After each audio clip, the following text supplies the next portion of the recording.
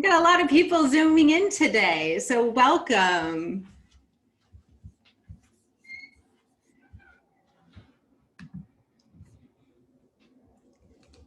Okay, first you got to see, be kind.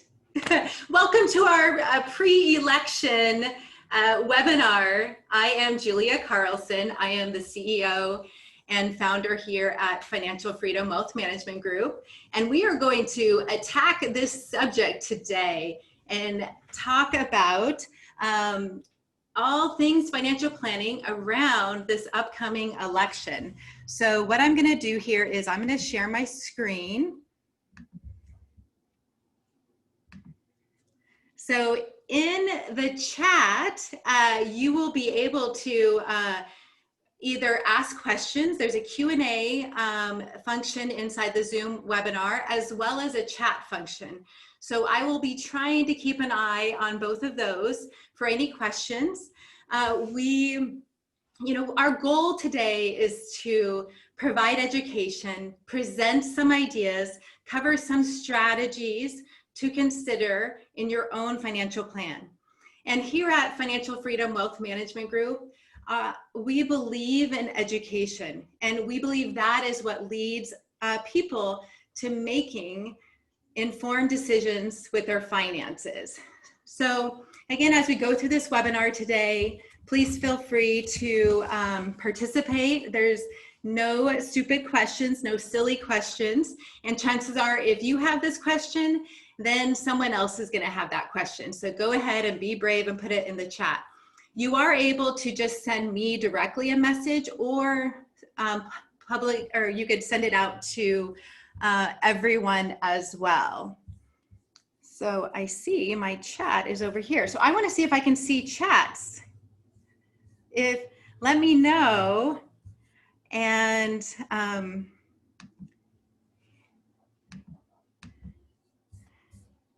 here we go. All right. Can you get me my mouse? Because I have two screens going here. We're gonna take a behind the scenes photo to show you all of this. So it sounds like that is working just fine. Okay, so let's get started.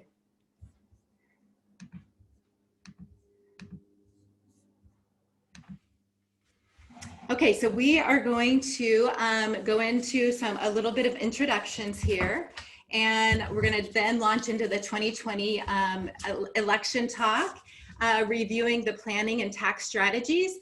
And then lastly, we are going to end on charitable giving and some Q&A. So if I don't get to your questions during the talk here, because we have a lot to cover, I will stay on the end until every question is answered. So I will promise you that. We may be going for a while, but I'll stick here to the end. So again, thanks for investing your time today. A lot of you on the webinar are not only our clients are on this webinar, but we've also partnered with Samaritan Foundations. And Samaritan Foundations is the partner to the 5 hospitals within the Samaritan network. And a couple years ago, I started serving on the board here at Pacific Communities Health District Foundation. And currently I am the treasurer. And I love this nonprofit. I have personal reasons, but also it's just been a pleasure to be aligned with a foundation that wants, good and proactive health being accessible in rural Oregon. And so the mission of the Samaritan Foundations is to positively impact the health and well-being of the communities we serve by engaging our philanthropic partners to support our local hospitals. So again, I want to welcome any Samaritan Foundation partners onto this webinar, and I would consider the Samaritan Foundations, if you're on the coast in Newport, that's where I'm at today, you can look towards the Pacific Communities Health District Foundation for some of your charitable strategies here. Okay, so who is Financial Freedom Wealth Management Group? Well, that is a firm, that is our firm, my firm that I started back in 2000. I started, this has been my only career. I started in the banking world in 97 and then quickly fell in love with investments and personal finance and tax planning, all that stuff.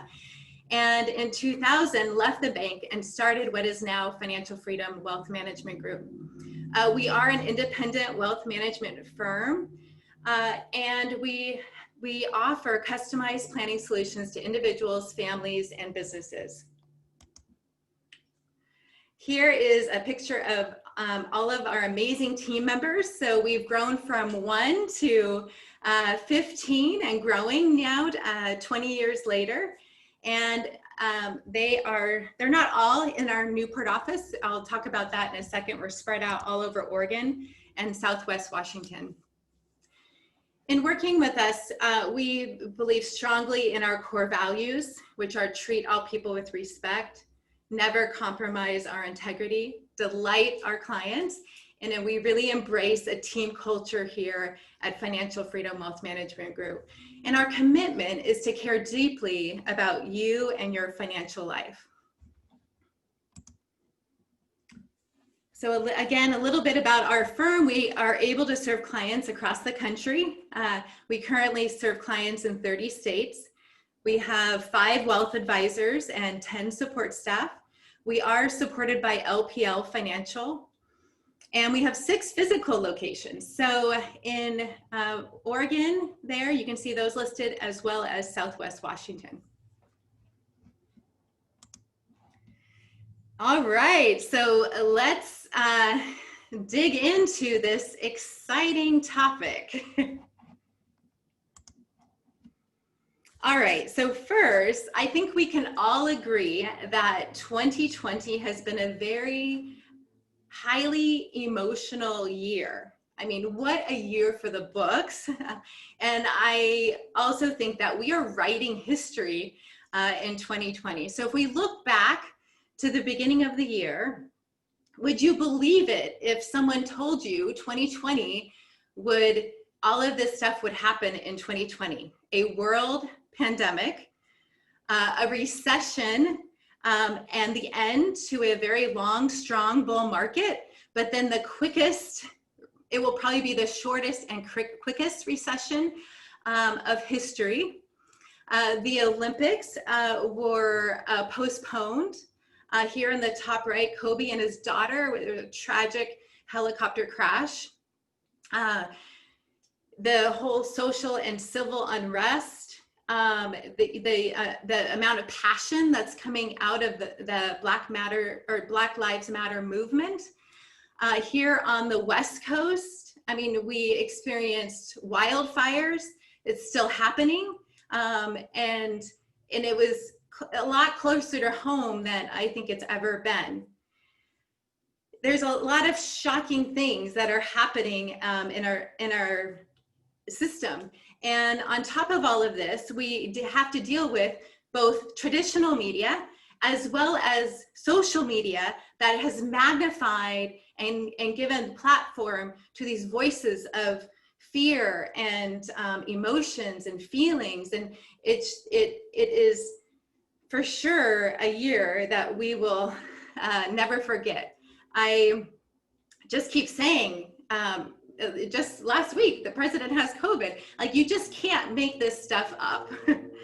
And so it's no wonder here as we go into this election that it is it's a very polarizing election, any that I've been a part of. And it's also created a lot of uncertainty for stock market. So when I refer to the markets, I'm referring to, whether it be the S&P 500 or the Dow Jones Industrial Average. These markets, as I talk about that, is what these markets are doing. And I think the sum of it all can be wrapped up in the amount of uncertainty that we have out there. Stocks do not like uncertainty.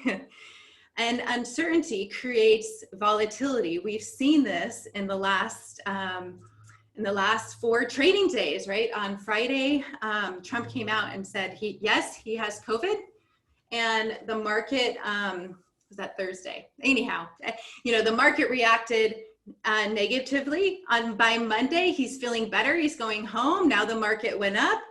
Yesterday, he's getting feisty. He says that he's not going to approve a stimulus before the election. Market falls in the late day. And then this morning, we wake up to tweets that, yes, he will sign a stimulus helping the airlines. So we're all over the place, and we've really seen this volatility. And so I'm here to set the expectation that volatility is here to stay. So as investors, if we can expect that and try to embrace the volatility, that is a normal thing, then writing this out or maybe watching from a distance may be easier to stomach, because there is no alternative, right? If we put our money on the sidelines and just say, I'm sitting this one out, I think that will have, we can't time this, right? So that will is not the right thing to do. So let me catch up on my notes here. So again, today we are going to discuss viewpoints from both parties. And I want to stick with this market conversation a little bit. It's easy to make rash decisions around investments. And I really want to kind of caution about this, right? We must learn to disconnect our emotions from our investment decisions. And I don't mean that we can't invest in what we are passionate about, whether it's sustainability or socially aware, maybe technology, because you understand the power of using it so much. But we shouldn't, again, be on the sidelines or sitting this one out. Going to that all cash portfolio will guarantee the losses, and also in the future, because inflation is going to happen, your money loses value that way. So I was recently interviewed by CNBC, and there was a quote, and I wanted to share that. We are definitely seeing heightened emotions and a lot of passion coming out of this election. Julia Carlson, founder and CEO of Financial Freedom Wealth Management Group. Carlson said she's urging clients to separate their emotions from their investing decisions. Whichever way this election goes, it's not going to break our nation. And I just want to say that again. Easier said than done, for sure.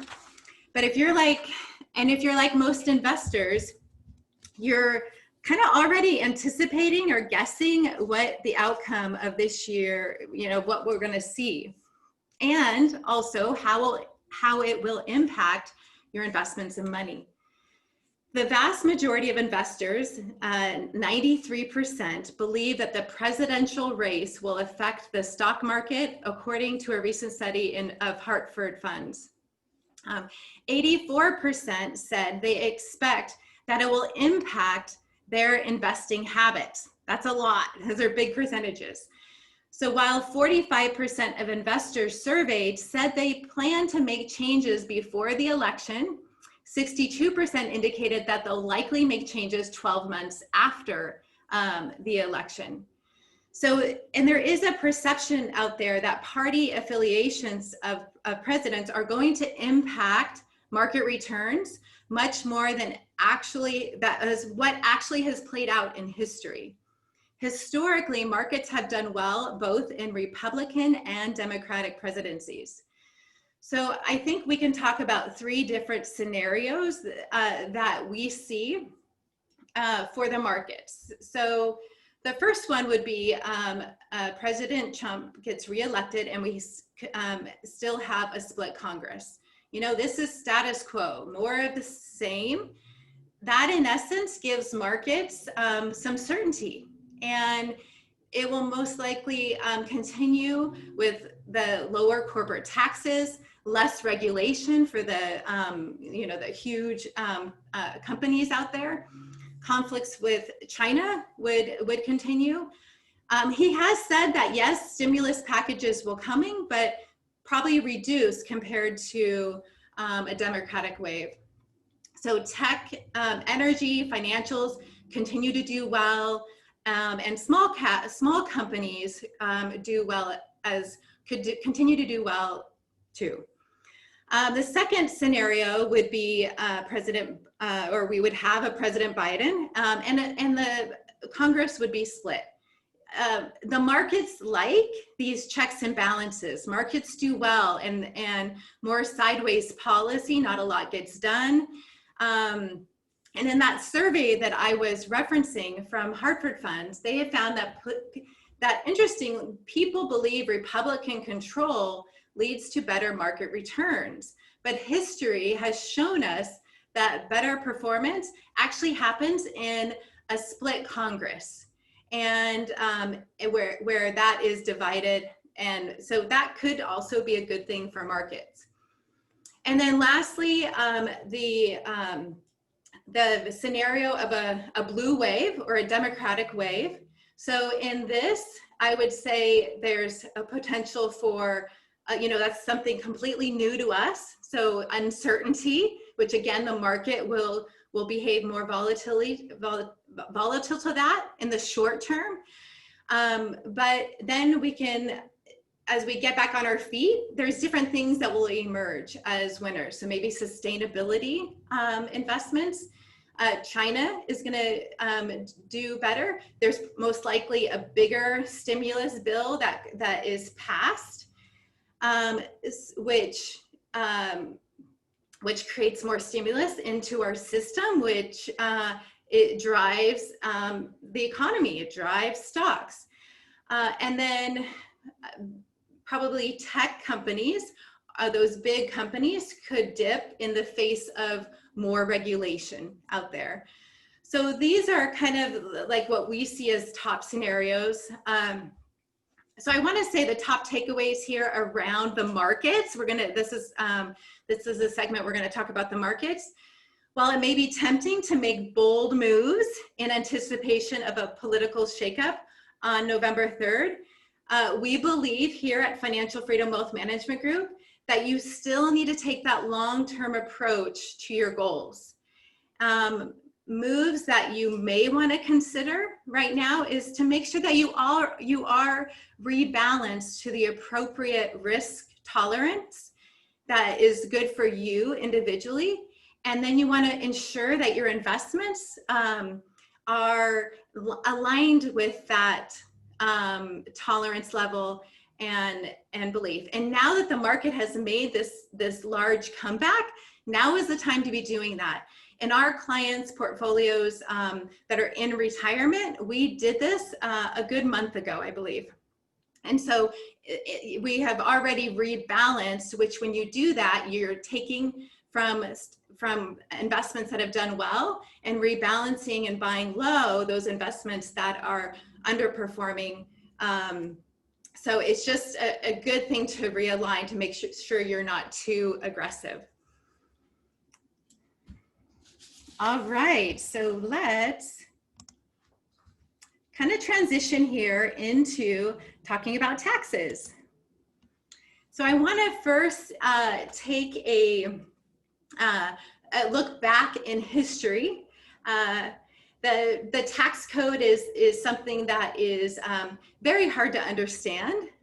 In fact, there are more pages to the tax code than the Bible, and they're confusing and also ever changing. So it's something that is has been around for a while. So as we look back, the first income tax that went into in effect was President Lincoln, and signed that into effect in 1862. And this set in motion the foundation for the progressive tax system that we have. At that point, the tax was 3% tax rate on incomes above $600 and 5% on incomes above $10,000. So that went along for about 10 years, and then the government shifted to more of a tariff to provide for the nation's revenue. And then the 16th Amendment was ratified in 1913, giving the Congress authority to tax American citizens on income. And so over time, we've had, we've had low tax rates and high tax rates. And currently, this is an interesting fact. In 2018, the US government collected 1.68 trillion in individual income taxes. So that's the revenue for the government on taxes. The stimulus package that was passed early this year was over $2 trillion. You can see these trillions are big numbers. And currently, our individual taxes are about make up 8% total 8% of our gross domestic product, our GDP, the output of the United States. So as you can see here, looking back in history, what I'm showing here are the top tax rates for the highest bracket. Get a water here. So in 1915, when it started, it was 7%. Then in 1945, paying for the war, it jumped up to 94%. And then progressively over time to currently, the highest tax rate is 37%. And that was in 2017, if anyone remembers, the Tax Cuts and Jobs Act that Trump put into place for 2018. And it is scheduled currently for those rates to stay in place through 2025. Okay, so next here, we're going to transition and talk about general Republican Party tax policy themes. Okay, so, and how I'm going to describe this is go through what we saw as the last tax, the 2017 tax cuts. So in this, the general theme is lowering taxes. So that the Republican Party is more for lowering taxes on both individuals and businesses. In 17, they raised the standard deduction. They eliminated the personal exemption. They capped what they call SALT deductions, or state and local tax. They increased the child tax credit and expanded the eligibility. And then they also limited the mortgage interest deductibility. So those are, and then to continue, they allowed the 529 plans to fund elementary and secondary education. So in fact, I mean, with the schools, having to reinvent how kids do schools, this has come into play where money that they are, that used for college could now go to the elementary and secondary education.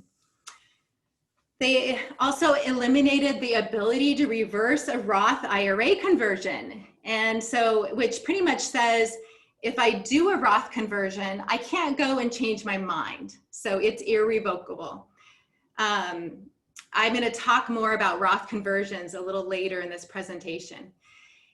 They also raised the alternative minimum tax exemption. They doubled the estate tax exemption, which I'm going to talk about, and they lowered the corporate tax from 28% to 21%. And that is here to say, it is not one of the tax changes that reverts back in 2025. So what to expect in a Trump win is status quo, more of the same. And it's a business-like, sometimes harsh approach to managing the country. And I think of the here we have him on the phone. I'm thinking of the tweets that he sends and how much that impacts, you know, the day-to-day volatility of the market. And so, and I guess not much else to say there. And I also want to look at our current tax rates. So for 2020, it's critical to understand our tax structure. And what we find is people kind of shy away or just kind of don't want to dive into the details of this. But I think it's critical for you to understand your individual in taxes and how much you're paying and how to get a little bit more proactive in your taxes can save you money. And as we go into the future, this may be more and more important as tax rates most likely in the future, you know, will drift up. It's one of the ways that we're going to be able as a nation to pay for the amount of stimulus that's been put into the system. So that's kind of the long-term impact. You know, the stimulus was needed. It was a bridge to get us from there to here, but there will be impact and consequences to that down the road, and most likely that is through higher taxes. So this shows on the left-hand side, if you're single, on the right-hand side, married filing jointly. So this, up the middle of the pyramid is the tax bracket. So we have 7 tax brackets currently, and it goes from 10% to 37%. And then this shows also the progressive system. So with the first, if you're married filing jointly, the first $19,750 of income is taxed at 10%. And then the next range up to $80,250 is taxed at 12%. And then from 80 to 171 is taxed at 22%. So it's progressive as it goes up. And it's important to understand your effective tax rate is the blend of the total tax you pay by your income. Okay, so it's really important to know not only what tax bracket you fall in, but also what's your effective tax rate. Okay, so let's move over to the Democratic Party themes here. So general themes include additional payroll taxes on higher earners. So a lot of the themes you'll see on the Democratic is higher taxes for wealthier individuals. They tax wealth generally. And they also would come back and increase the corporate tax rate and also increase the marginal rate imposed on high income. So they're going to raise that top tax bracket. So then to get specific for former Vice President Biden and what his tax policy proposals are, you know, one of the biggest kind of shocking things that I have seen is taxing. It's a fundamental shift in the way that capital gains tax work. So currently there are 3 rates, either 0, 15%, or 20% that we pay on capital gains. This is when we sell an asset and we realize a gain. So in some cases, this 20% rate could shift up to almost 40%, and that would apply on income over $1 million. But this would also include the asset that's being sold. So if you sell a business for $2 million, over $1 million is going to pay almost double than what we would under current taxes. And the other thing that's being talked about is the elimination of the basis, the step-up basis at death. So this again, it's not too clear on if it's only over that $1 million or if that would impact everyone. So this shows the 2017, so before the tax cuts, what the percentages, the rates were for capital gains and the income levels here on the left. 2020 is where obviously we're at today. And then this is the proposal under that, that Biden has put forth. So other tax ideas for individuals he's discussed is increase the child independent care tax credit from $6,000 to $8,000.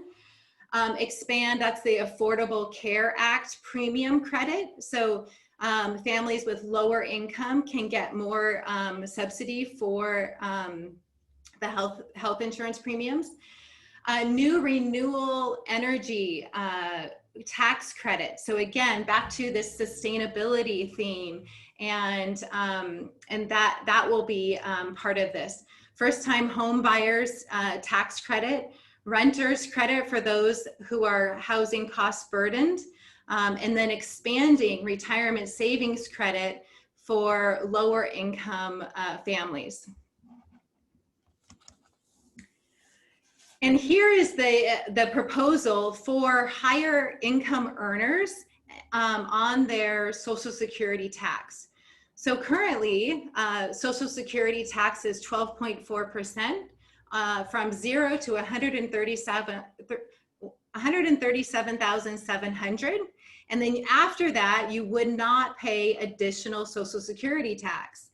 And so under this proposal, it would come back in. So there's a stretch there where there is a tax-free gap, and then it comes back in at 400,000 and taxes above that. So that is one of the proposals. And then also here, this is showing the income tax brackets. So again, on the left side is your income levels, and this is married filing jointly. So in 2017, you can see the tax brackets there, and then how they shifted in 2020, and then going forward, a potential increase of that top marginal rate. So that is 39.6, and that essentially replaces the current 35 and 37% tax bracket.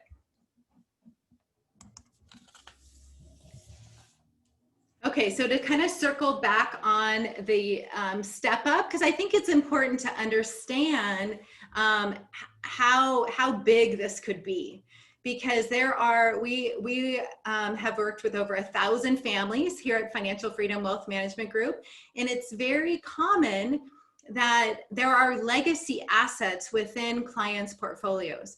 Maybe they're, like in my situation, my grandfather, bought stock and has passed that on to to me and my children. And so,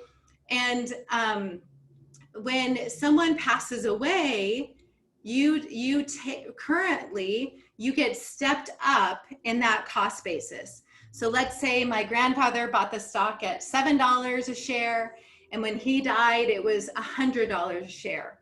Well, I take on that $100 a share cost basis, and then if I decide to sell the stock, there would be no capital gains, because if I sold it at the same time of his death.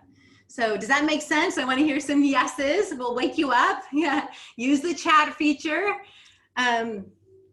Okay, so again, this is the most significant, because it's unclear if that would just be to gains over $1 million, or would that be kind of for everyone at death, that we are forced to realize the capital gains and taking over the original cost basis. So just, it's just unclear about that. So it's also unclear around the gifting. So if I gifted stock to someone else, currently they take on my cost basis. So it'll be interesting to see how all of that would work out as well. Okay, and then business income. So again, the proposal is that it would increase from 21% to 28%. And then other business ideas is that there a new corporate minimum tax. So, you know, a lot of these global companies can get very creative in their accounting, right? And not pay taxes. So there's an idea for a new corporate minimum tax. Also doubling I'll say this, global intangible low tax income rate. And essentially what that is it's supposed to reduce the incentive to shift corporate profits out of the United States by using intellectual property. And so they would double the rate on that. And then some credits here, manufacturing communities tax credit will reduce the tax obligations of businesses in communities which they experience major layoffs. A new market tax credit, which would potentially be expanded and make permanent.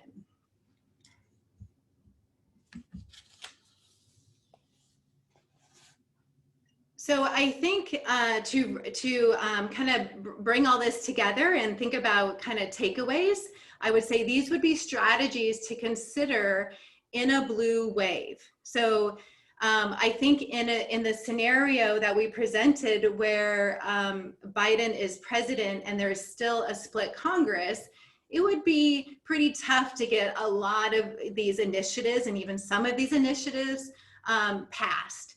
And so I think where you have to be proactive in this, it would be to consider it in a blue wave, in a Democratic sweep. So accelerating 2020 income into, or keeping it, so accelerating maybe 2021 income into 2020, or taking gains in 2020 where you may push that off into the future. So for real estate, for example, a lot of times we get excited about 1031 exchanges where we can just keep exchanging real estate and not realizing the gains, where now it may make sense to realize a gain if in the future we're going to be in higher capital gains rate environment. The other thing is considering an opportunity zone. So again, this is a 1031 there are designated opportunity zones across the nation, and doing so can get you better tax advantages. So I'm not going to get into the details of that, but if you want more information, we can provide that. Also in stocks, in your investments, you may want to harvest gains this year, but maybe not necessarily take the losses. You may want to take the losses in future years, but take the gains in 2020. So there is going to be a unique window of time under this scenario where you can make some shifts or do some of these strategies in December. And I also want to say that yes, November 3rd is the election day, but don't be surprised if we have an election month this year. So that may be something that where we may not know until December who the next president will be. So it's really about understanding which of these strategies make sense for your personal situation, and then being able to hit the go button if needed. The other thing is if you have had an installment sale, so let's say you sell a property or you sell a business, and usually what you would do is spread that in the years that you get those payments. So if it's a 10-year contract, you would pay taxes evenly over those 10 years. Well, at the beginning, you can elect to accelerate the recognition of that event all in 1 year. So you could potentially in April do that for 2020, and for sure by April we'll know what's happening.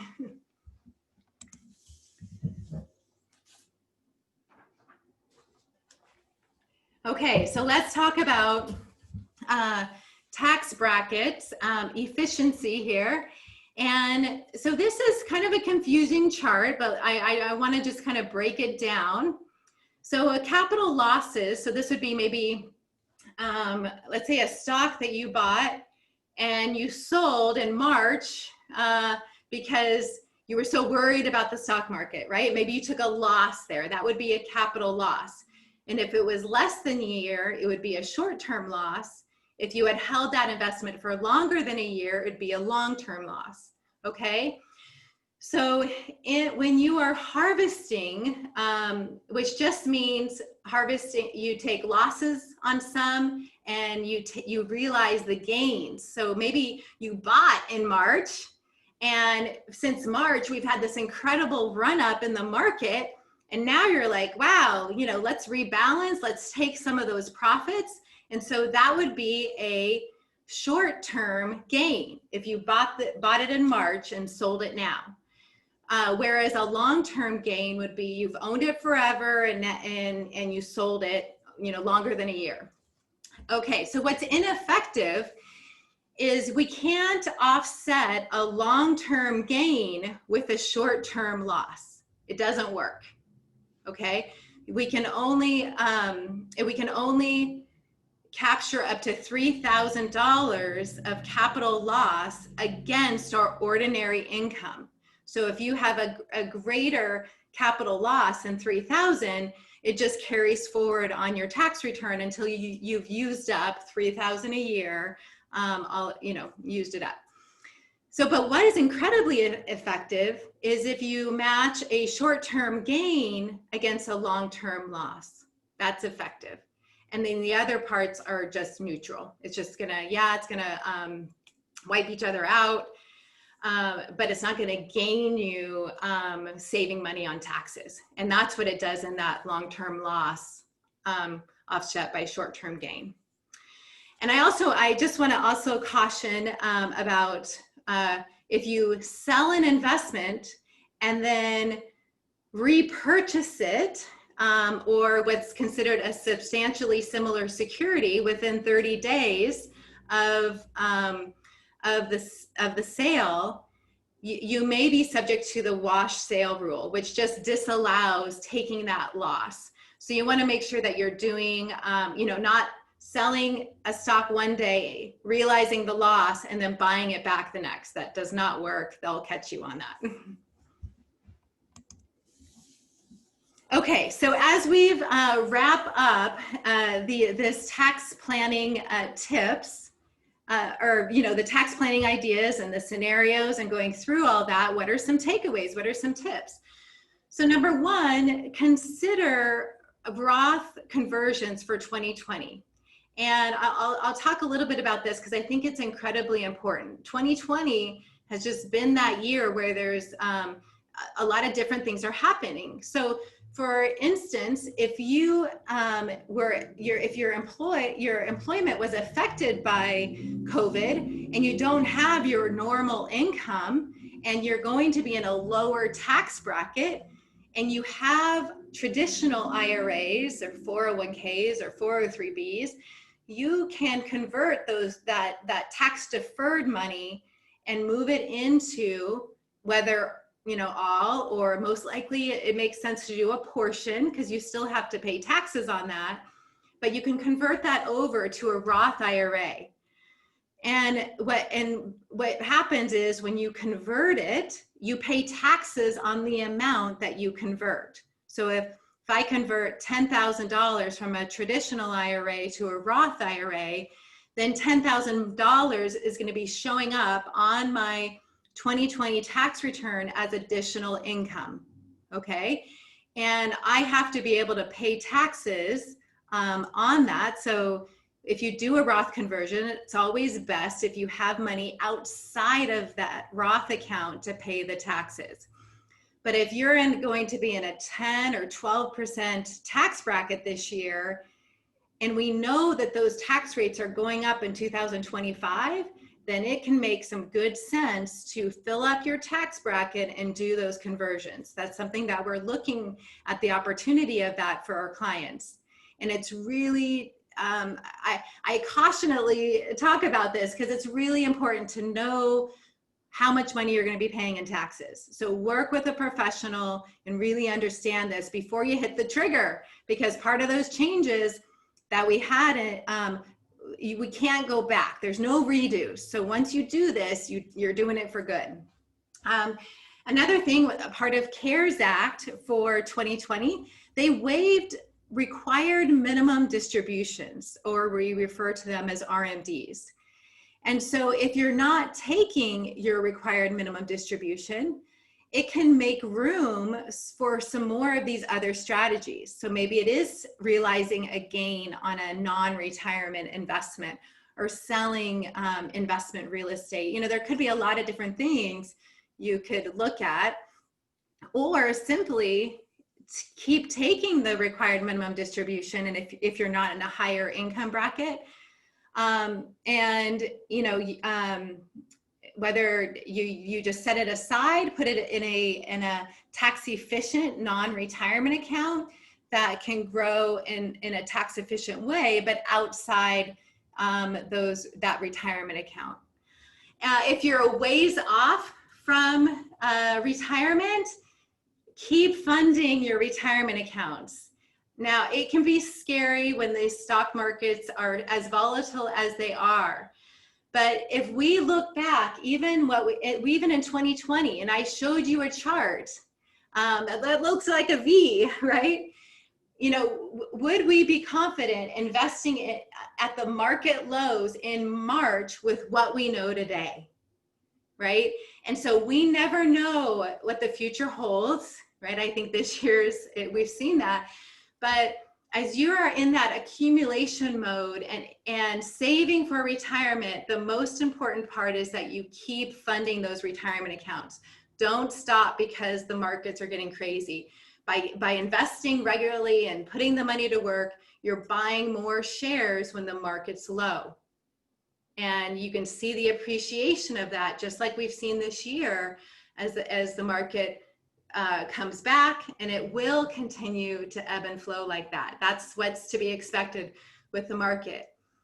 And then for clients more in retirement, so again, it's essential that you are allocated appropriate for your risk level.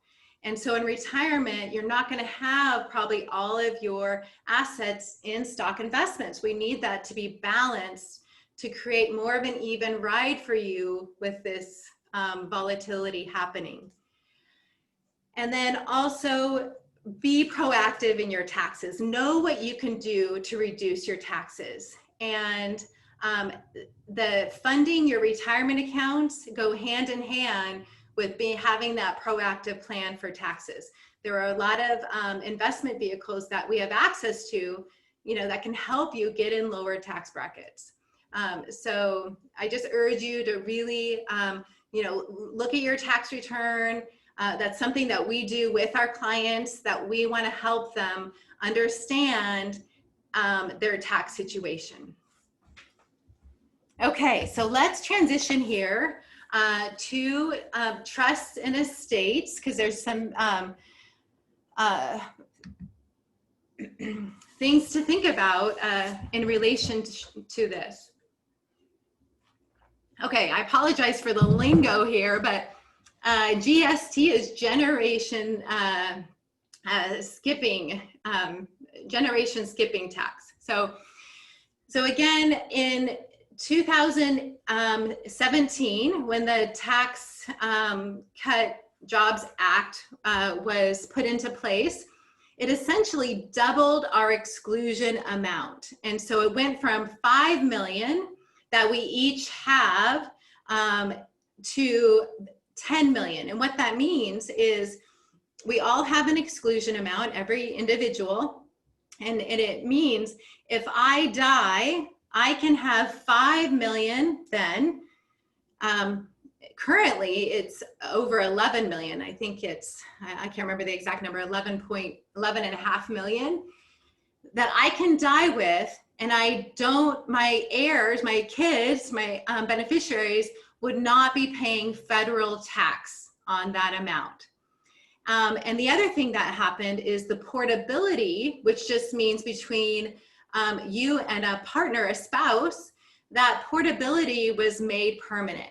So essentially between a couple, you could have $22 million of exemption currently if you died in 2020, and under federal, you would not be paying taxes. So in state, you have to look at the state that you're a resident in to figure out how much you would pay in state estate taxes. So in 2025, the exemptions or the exclusion amount will revert back to that $5 million number. That's already in law as it states currently. So in a Democratic sweep, if we had that in this year's election, we would expect that exemption to reduce, right? So it may be maybe 5 million sooner, maybe lower than that. And so what we have the ability to do in 2020 is a use it or lose it opportunity. And what I mean by that is currently with over 20 million of exclusion amount within a couple, if we don't use all of that, so it's kind of an all or nothing strategy that I just want to point out here. So here's the three different scenarios. So option one, if we do no planning, that exemption sunsets 1/1 of 26. So you've lost the ability to gift and use that exemption by then. Let me just take a side note here. So I talked about these exclusions being at your death, but what you're able to do is if you file gift tax returns while you're still living, you can borrow that exclusion from your death, okay? So you can essentially give that money away up to the 11 million while you're living, and do the giving while you're living. Hey, that's great. So option two, let's say you're not worth 20 million, right? And you can only gift 5 million away, this year. Oop, that says 2019. That's a typo. It should be 2020. So what that means is if we revert back to 5 million, that didn't do anything for you because it's going to be on record that you gifted the 5 million. So it's not like you get another 5 million at that point.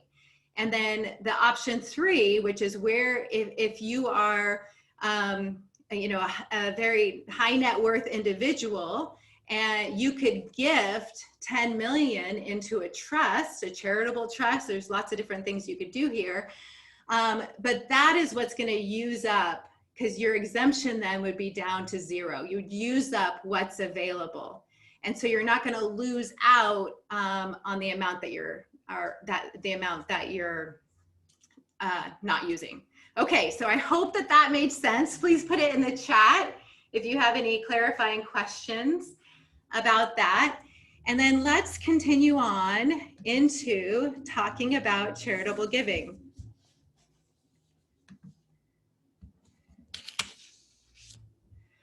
Okay, so giving to charity and nonprofits and things that we're passionate about, our causes, is all beautiful things. And I believe, I have a personal opinion, you shouldn't wait until you're wealthy or financially independent. I think that giving spirit and giving along the way in hard times, in all times, creates that generosity and the giving back and all the benefits of not only for internal, but also for the community around you.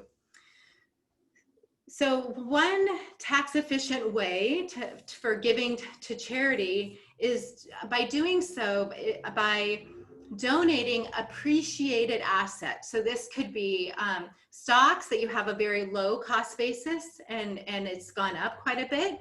It could be mutual funds. So a lot of us don't think about giving assets essentially to nonprofits. We think about just writing a check. And so, but the benefit of this is if I give a stock position or appreciated asset, then the nonprofit can sell that. So you give it in kind. They can then sell it to do their mission and their work, and they don't realize the capital gain. So it's a way to give without paying those capital gains on that. So a very good strategy. You may also be able to get a tax deduction for the property's fair market value if you, again, you're giving it to a qualified charity. Okay, so the other point here, there is a gift tax exclusion, which allows you to give $15,000 to anyone, that's the current limit here in 2020, without having to use that lifetime gift exemption amount that I talked about earlier. So you don't have to file a gift tax return. The person receiving the gift, whether it's a child or someone else, they don't have to report that, and you don't have to report it on your taxes. So it's a nice way as your estate gets larger that you can start doing gift strategies each year, and over time reduce your estate by that. We're an example we've seen where, you know, grandparents, you know, want to start gifting to their kids or grandkids, or maybe set up a 529 for their grandkids, a college education account. Those kind of things is where this falls under. And the other thing is, if I'm married, I have 15,000 and my spouse has 15,000, and that's not only cash, but it could also be appreciated asset. So if I give stock, and the value of that stock can't be greater than $15,000. Okay.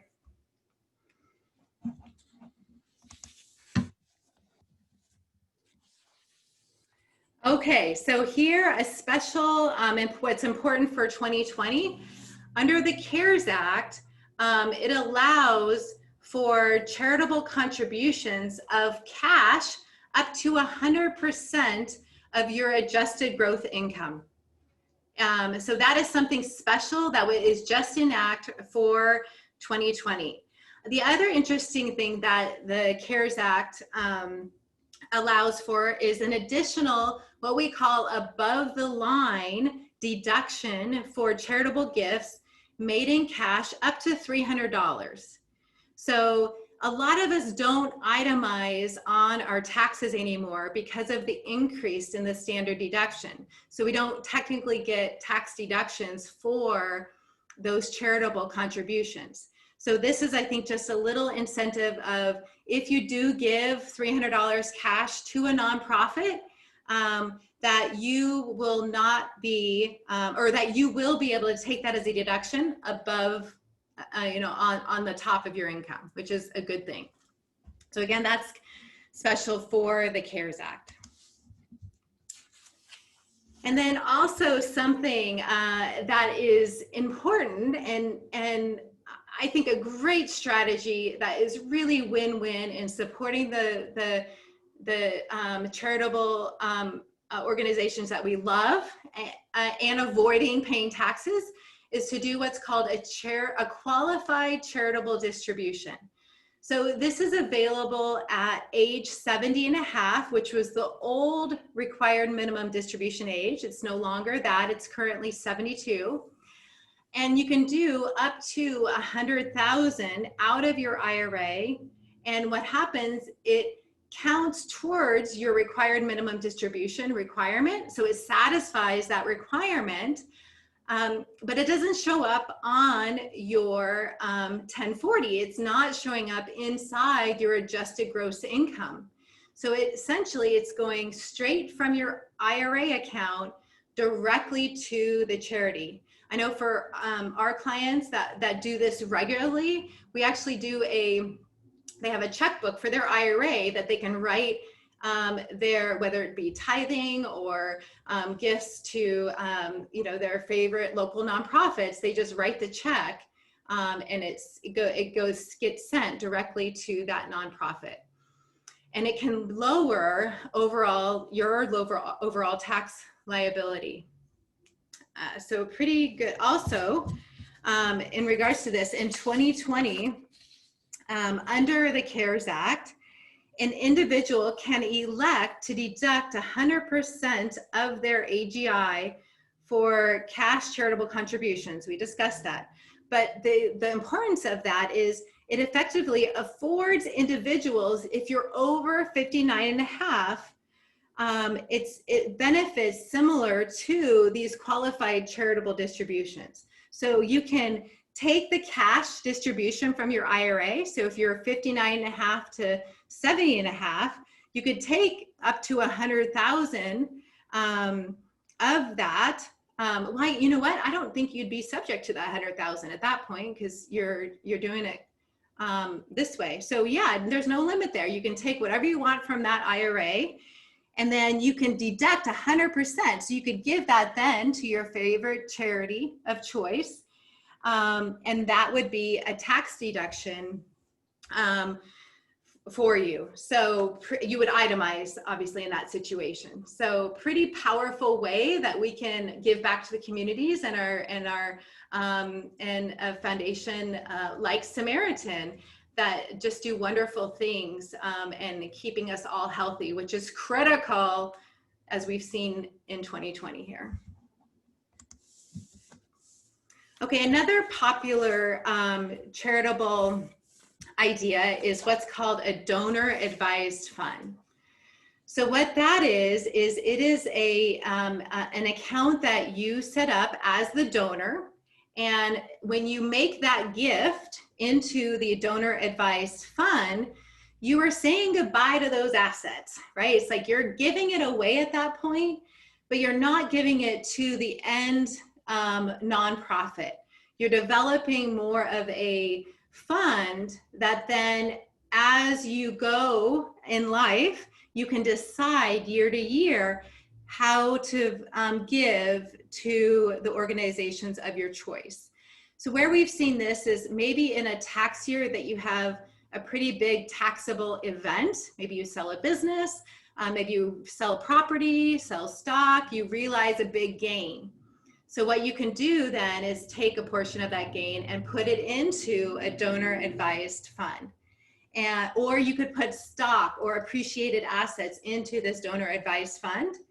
And then within that, if you sell it, there's no capital gains, but you don't have access to that money anymore. You've given that away. And then over time, you can then distribute that to your favorite nonprofits. You become essentially like a trustee of your own little charitable fund. So it's a fun strategy. And where I've seen it neat is talk about legacy, right? As parents set these up, then they can, the kids can inherit and be successor trustees in this donor advised fund. And then that spirit of giving and you know, that's the legacy we want to give. Sometimes money is gone so quickly, but in this, where they have to keep that in the fund and they have to keep giving, it could be powerful for families and keeping that united goal together. So the elimination of the percentage limitations for 2020 cash contributions by the CARES Act, which we would discuss, that 100%, does not apply to donor advised funds. So this means that you are still able to deduct up to 60% of your adjusted gross income in cash and up to 30% of adjusted gross income in appreciated assets. So those are the limits for putting into donor advised funds. Okay, so man, I was fast and furious throwing all of that at you. So what I want to go into here is some next steps. So to tell you a little bit more about our services, you know, we are very proactive and we take a personalized approach to helping you pursue not only your financial goals, but life goals. And so our services are vast. They're all around, you know, investments and how you should steward your portfolio, tax reduction planning, because those two go hand in hand. Maybe when you get to the retirement phase and looking at distribution planning, you know, how we save money in the accumulation mode is very different than what we need to do in the distribution phase. And so it's important to have a plan for that distribution phase. And then also we offer business owner exit planning and family wealth planning. A lot of services are available to you.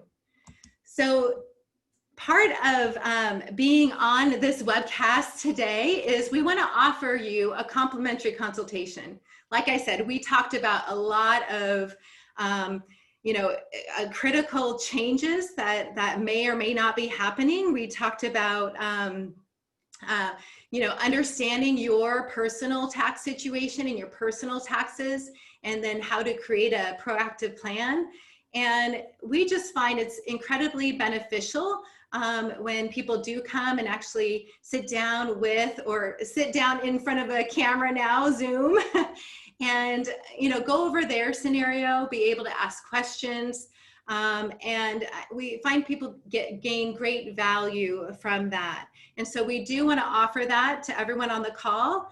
You know, whether you're a client and you just want to touch base, you know, we wanted a way here to capture this. So if you take out your phones, which I'm sure we all have close to us, and text the word FUN to 33777. So that is the number that you'll text the word FUN, F-U-N, to 33777. And what that will do is it'll prompt you for your name, your email, and we will deliver then to you the copy of our recent quarterly newsletter, and then also be in touch about how we can help you. So if you want to talk about your specific situation, if you want to schedule that complimentary consultation, if you're already a client and I've talked about some things that you want to discuss further, those are all ways, you know, this is your way of getting in touch with us and letting us know that, you know, we want to get in touch with you. So go ahead and do that.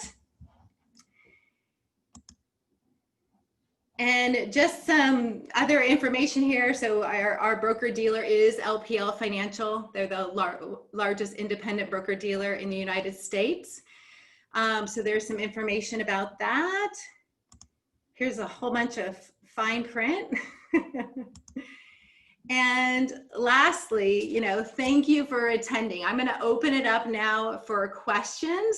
And I, again, will stay here until we get all of them answered, but thank you for investing your time with us today. I know we had a lot of people interested in this topic, and our goal is that, that we do also another webinar before the year end around post-election. So if you are new to Financial Freedom Wealth Management Group, you know, make sure, I'm going to go back here and text the word FUN, because that will also get you on our list of future updates, future webinars. We're doing another one next week on PERS and your retirement strategy with the PERS system.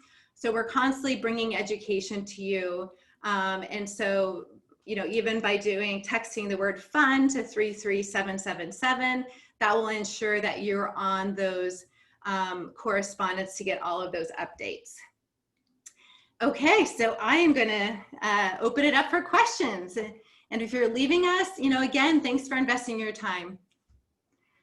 All right, so, oh my goodness, we got a big chat here. Okay.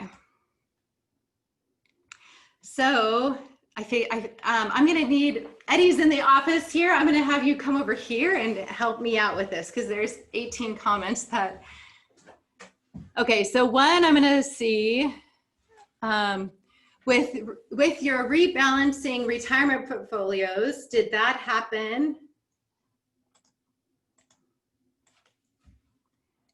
automatically, or did we need to notify you that we wanted to do so? So if you are in our Financial Freedom Wealth Management Group portfolios, then we do that automatically. We are fiduciaries, and so when we say go, we go.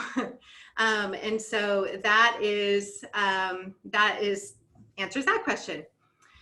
I learned from my CPA that if grandpa gives his family $15,000, there is no tax ramification for either grandpa or family. However, if grandpa runs out of money, goes on welfare care or Medicaid, the government will ask for it back. It's still good, but that is a potential risk to think about. So yes, this is what they refer to as the look back period. So I think it is 3 years. So if you or a loved one, needs Medicaid, that's again when you ran out of assets, the government looks back and says, hey, have you given substantial gifts? And if you have, then we're going to go and try to get that money. So it's just making sure that we close the loophole for Medicaid.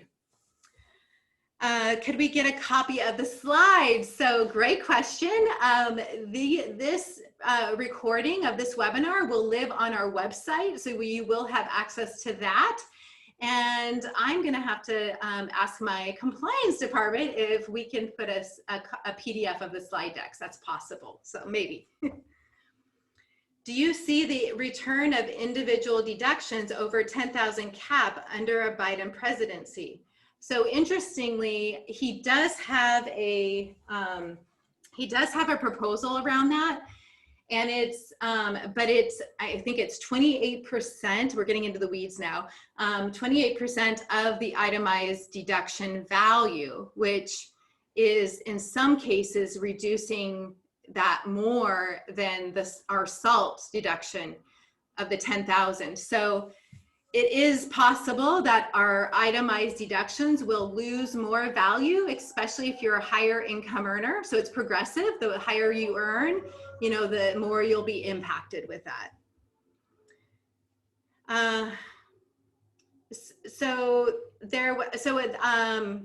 That's getting way into the weeds. We may have to write that down and send that person information. So the step up is bringing back the so-called death tax. Potentially, yeah, that is a pretty big fundamental shift.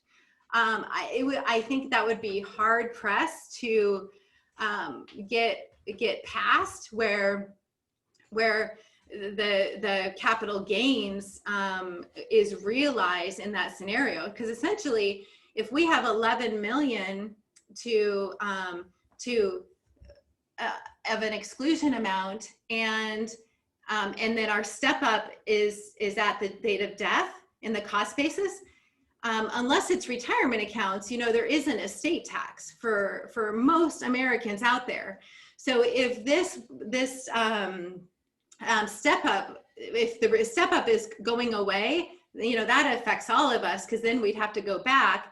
Even though we may not have estate tax, we'd have capital gains tax when we sold that asset that we were inheriting. Okay, so try the Q&A. So we got a lot of good feedback I'm seeing. So yes, in Oregon, it is $1 million. So if your estate is worth over $1 million in the state of Oregon, then your beneficiaries, not spouses, but kids, will have estate tax. Okay, so if there's another question, deducting a charitable contribution in 2020 under the CARES Act does not require that one itemized. So if you may. So if you don't donate $300 of cash in 2020, that's a one-time benefit that we all get, that you will be able to deduct that and take the standard deduction. So that is an extra for us, just special this year. But if you are going to give a large charitable contribution, that would have to be over the standard deduction, which is $12,400 for individuals, $4,800 for married filing jointly. If you're over 65, you get a little more. So you'd have to contribute more than that, where you would go back and then itemize your deductions. So hopefully I answered that question. So I think that is all of the questions. Again, thanks for being here today and supporting us. And if I figure out, I tried to get all the questions, that if you didn't get yours answered, we'll make sure to get that directly to you. So really enjoyed doing this and talking about it. And if we can be of service to you, just please reach out. Thanks, everyone.